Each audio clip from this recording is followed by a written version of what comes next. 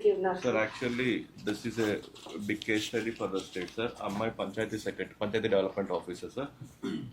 ఈ అమ్మాయి వచ్చి మీకు రాకముందు ఎంత అమ్మాయి 80 lakhs మీ assessment 25 lakhs No, sir. 25 lakhs sir 75. ఇప్పుడు ఎంత అయిందమ్మా మీ పంచాయతీలో? 6 లక్షలు అయింది సార్. మళ్ళీ చెప్పండి, పెద్దగా చెప్పండి. 2.6 సార్ 2.6 crores అయింది సార్. సార్ 75 లక్షల నుంచి 2.6 crore అయింది సార్ మొత్తం రీఅసెస్మెంట్ చేసుకుంటే. అందులో రీఅసెస్మెంట్ చేసింది కూడా big establishments sir. They didn't touch any small establishments కానీ హౌసెస్ కానీ వాళ్ళు టచ్ చేయలేదు సార్. ఓన్లీ బిగ్ ఎస్టాబ్లిష్మెంట్స్ చేసుకుంటే ఇది. దీనివల్ల మీకు శానిటేషన్ మీద కానీ ఏం ఇంపాక్ట్ ఉంది పంచాయతీల్లో?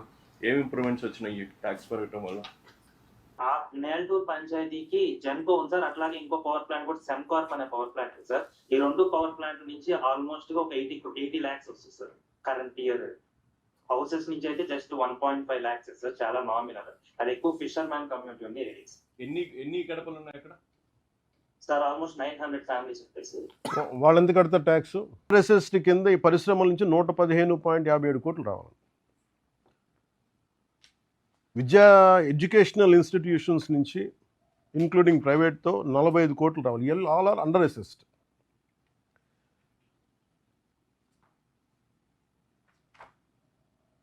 వీటి దగ్గర నుంచి కనీసం వీళ్ళిద్దరి దగ్గర నుంచే కనీసం మీకు 160-170 కోట్లు చాలా పూర్లీ అసెస్డ్ ఉంటేనే దాంట్లో సగం డబ్బు ఖర్చు పెట్టినా ప్రతి పంచాయతీలో ఫిల్టర్ బెడ్స్కి, రిపేర్స్కి, మెయింటెనెన్స్కి వచ్చేస్తాయి.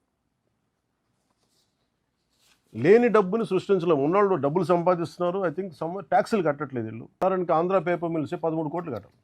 ఎంత పొటెన్షియాలిటీ ఉంది అంటే పంచాయతీల దగ్గర నుంచి విత్ రైట్గా రికవర్ చేస్తే 5,496 కోట్ల రూపాయలు. This is a possible potential which could come in to state Exchequer. దీన్ని నిజంగా కనుక వస్తే శానిటైజేషన్ రిక్వైర్మెంట్లు కావచ్చు, ఫిల్టర్ బెడ్లు కావచ్చు, ఉద్యోగులకి జీతభత్యాల పెంపకాలు కావచ్చు, వీధి లైట్లు కావచ్చు, ఇంకెంతసేపు